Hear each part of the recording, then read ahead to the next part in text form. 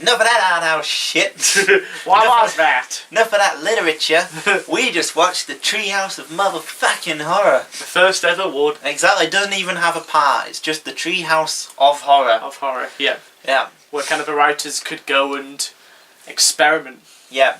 Being a animated show, the Simpsons could get away with more than a live action show. Yeah. So this really is pretty much the first time they've made good use of the animated format. Yes. Bart gets an F.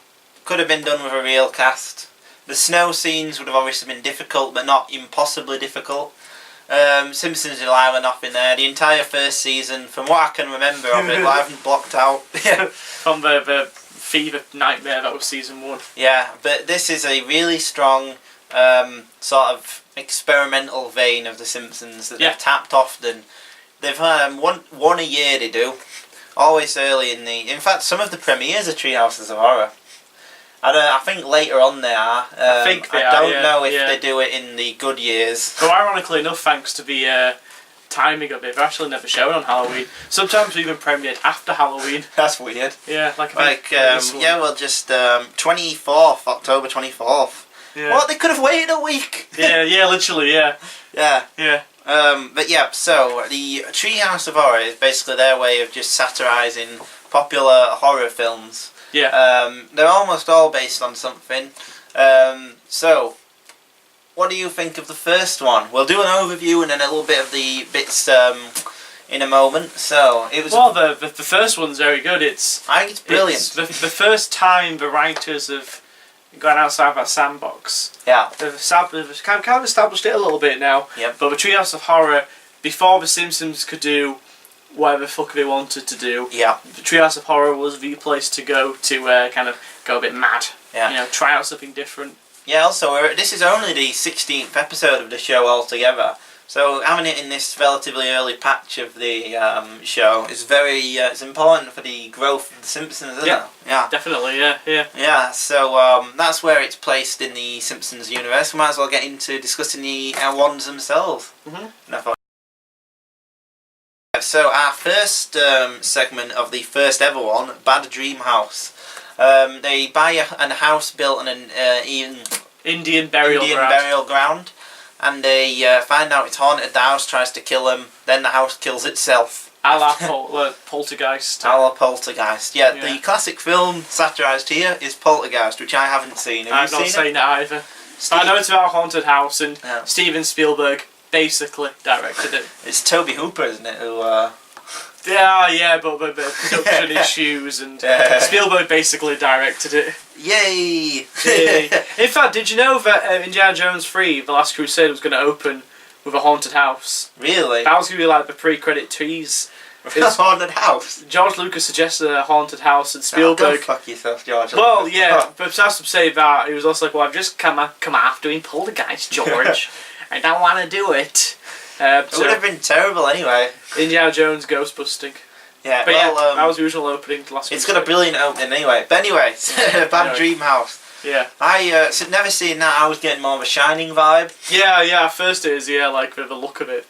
Well, they even do it where he's talking, where Homer has got the knife and he's like, they're all out to get me. Oh, like the axe, yeah. The axe. Well, the walls are bleeding a little bit like when the blood comes out of the elevator. Yeah. Well, it's incredibly Shining-esque, that bit. But yeah, Poltergeist, knowing the plot, and now you've mentioned it, is obviously what they're trying to reference. Yeah. How successful do you think our first ever, little 5-minute segment of Treehouse of Horror is? It's good. I liked it. It's charm. It's good. It's fun seeing the characters do something a bit different. They don't need to spend 5 minutes setting up why they've got to be in this house. They can just be like, oh, the Simpsons have moved house. Yeah. They've moved outside of the original sandbox. They can kind of do what they want now. They don't need to worry about setting it up. It's just they've moved into this house. Yeah. And it's haunted. And all the jokes that stem from there. I think it works okay. Yeah, I think it eases you into the concept. Yeah, it does. Yeah. Nothing too ambitious in it. Yeah, that's true. It's just the Simpsons been stuck in a house of horror, I guess. A house of horror. Yeah. And it's only just occurred to me why it's called Treehouse of Horror. Because they tell stories in a treehouse. Yeah, and that's been the name of the tradition ever since. But I'd forgotten that what stems it off is them telling tales of horror in Bart's Treehouse. I'd forgotten about that. I was also going to say, I do like whoever does the voice of the house. He's pretty good. The sarcastic way he talks and his Yeah. I love Lisa's line at the end where it's like, he chose to destroy itself and live in eternity with us. It sounds great. I love that. It's got a nice little bit where the house kills itself. Looks good with the flashing lights. That's really cool. Yeah, and it kind of implodes. Yeah, but to be fair, there isn't actually that much to talk about for the first ever part of Treehouse of Horror. It's, as I say, it just eases you into it. There's no. It's very rushed. Basically, the concept is pretty much played out as soon as it's developed. The Simpsons are in a evil house. They're in an evil house, and I think they do that idea better, like later on in The Simpsons when it's the shinning. But also I like the Pierce Brosnan. We don't want to get sued. Don't get sued. But I like the Pierce Brosnan house episode. It's weird. Isn't that in an awful season? That's in an awful season, but I do like the segment where it's like a robot house and it's voiced by Pierce Brosnan. Oh yes, Marge. Yeah. You got such supple shoulders, such swan-like shoulders. I really like that segment. It's not a very good one, but I'm gonna give this segment a 6. A 6, yeah. 7. You think a 6 or a 7's fair? 7's fair. It's the first time they're kind of trying this out, and the moxie of it, I guess. Yeah. What was that one? Hungry Are the Damned. Our first introduction into a world of Kang and Kodos. Oh, yeah. And I actually called that in this. I think Kodos is referred to as name, but the other one isn't. Yeah, he is, and then there's the third one. Oh, yeah, Summit the Destroyer or something. Yeah, he's like the chef. And I really, really like this one. I think it is a really, really good segment. Yeah, the twist is fairly obvious that they weren't going to be cooking them. Yeah. It's got a lot of nice little touches. I like the extended joke where, there's two extended jokes where they're trying to pull Homer up. Nice little moment, and the bit where they blow on it about 3 times. Yeah. How to cook 4 humans. And then also Homer putting the oil in the finger. Oh, yeah. As I was saying, the genesis of the rake gag. Yes, genesis of the rake gag. So, the Simpsons, it's summer evening, about to barbecue. There's like a Homer causes like a explosion, like a nuclear explosion look from his barbecue. Yep. The aliens come. Too much oil. Too much oil.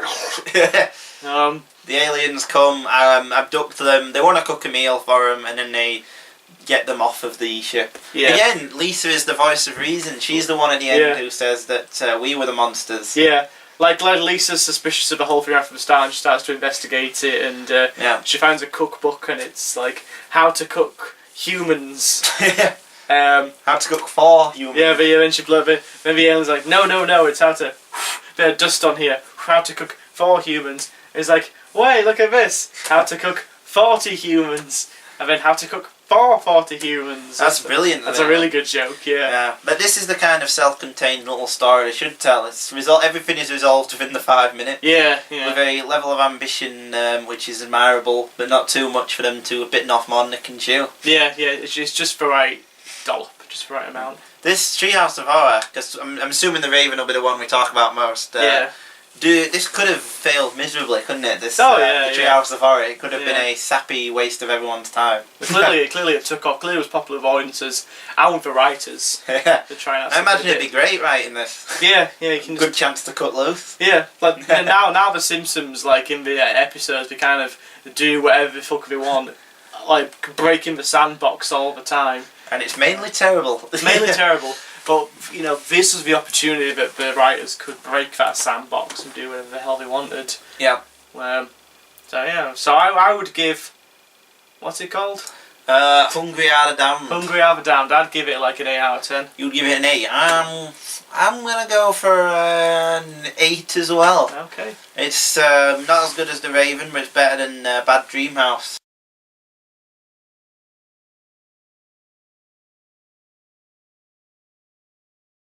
The Raven. Based on the Edgar Allan Poe poem. Yes, a tale of terror.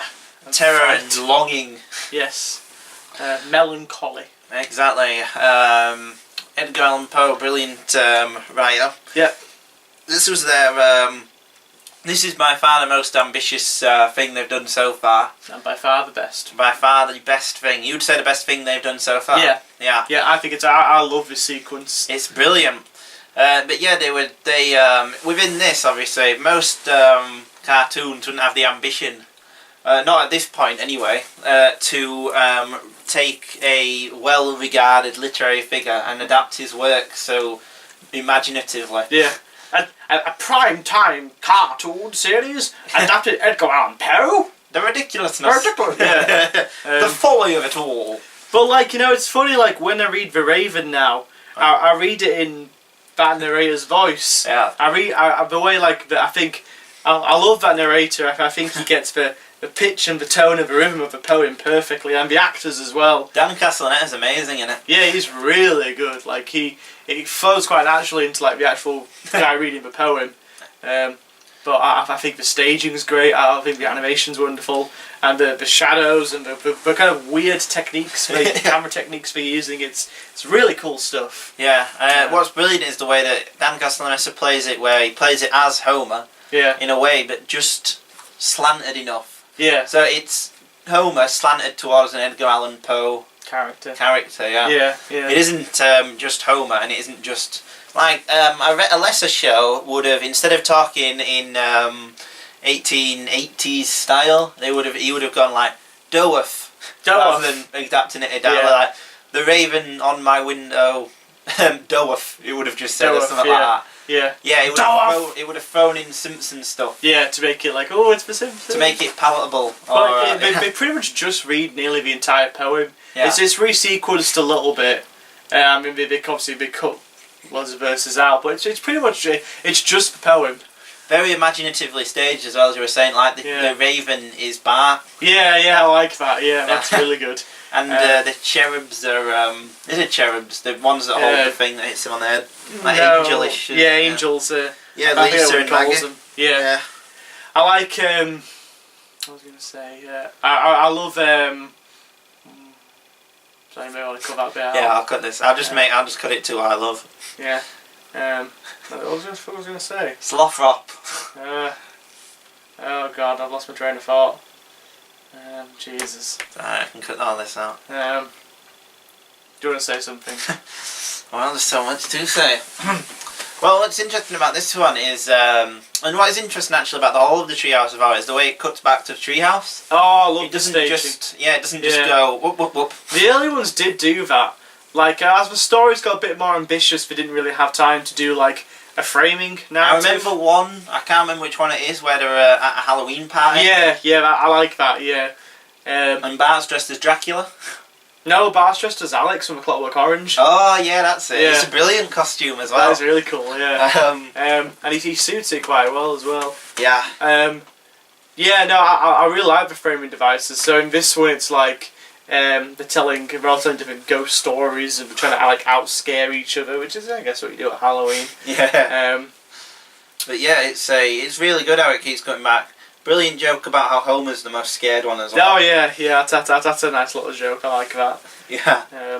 No, I think the framing. I kind of miss the framing narratives a bit because then like I said, as people get a little bit longer and a little bit more ambitious. Yeah, there isn't really a way to do it properly. There's no time to kind of. Yeah. Do a framing. Plus, sometimes it'd be disjointed, like that brilliant one, Homer. Oh, I don't know whether E is an R.